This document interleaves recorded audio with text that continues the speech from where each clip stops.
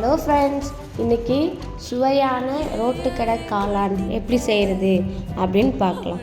அதுக்கு ஃபஸ்ட்டு முட்டைக்கோஸை குட்டி குட்டியாக கட் பண்ணிக்கோங்க. அதில் மிளகாத்தூள் 1 ஸ்பூனு, மல்லித்தூள் 1 ஸ்பூனு, கரம் மசாலா 1 ஸ்பூன், கடலை மாவு 2 ஸ்பூனு, அரிசி மாவு 1 ஸ்பூனு, மைதா மாவு 1 ஸ்பூனு, கார்ன்ஃப்ளவர் மாவு 1 ஸ்பூன், ஃபுட் கலர், உப்பு நல்லா பிசைஞ்சிக்கலாம். இப்போது கொஞ்சமாக இஞ்சி பூண்டு பேஸ்ட்டும் கருவேப்பிலையும் போட்டு நல்லா பிசைஞ்சிக்கலாம். அடுப்பில் ஒரு கடாயை வச்சுக்கோங்க. சூடானதுக்கப்புறம் தேவையான அளவு எண்ணெய் ஊற்றிக்கலாம். எண்ணெய் சூடானதுக்கப்புறம் நம்ம ரெடி பண்ணி வச்சதை ஒன்று ஒன்றா பொரித்து எடுத்துக்கலாம்.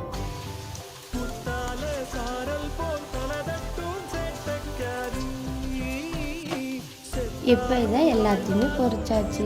இப்போது தனியாக ஒரு பவுல் எடுத்து 1.5 ஸ்பூன் கார்ன்ஃப்ளவர் மாவு போட்டு தேவையான அளவு தண்ணி ஊற்றி நல்லா கலக்கிக்கலாம். அடுப்பில் ஒரு கடாயை வச்சு 2 ஸ்பூன் எண்ணெய் ஊற்றிக்கலாம்.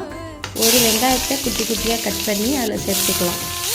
வெங்காயம் நல்லா வதங்கினதும் 1/2 ஸ்பூன் மிளகாத்தூள், 1/2 ஸ்பூன் மல்லித்தூள், 1/2 ஸ்பூன் மஞ்சத்தூள், கொஞ்சமாக கரம் மசாலா, தேவையான அளவு உப்பு போட்டு எல்லாத்தையும் வதக்கிக்கலாம்.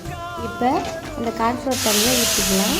நல்லா கிண்ணதுக்கப்புறம் தேவையான அளவு தண்ணி ஊற்றிக்கலாம்.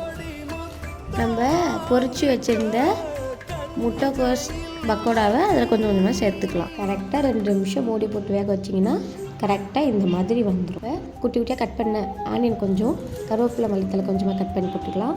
கார்ன் போட்டோம்னா டேஸ்டியான ரோட்டுக்கடை காளான் ரெடி.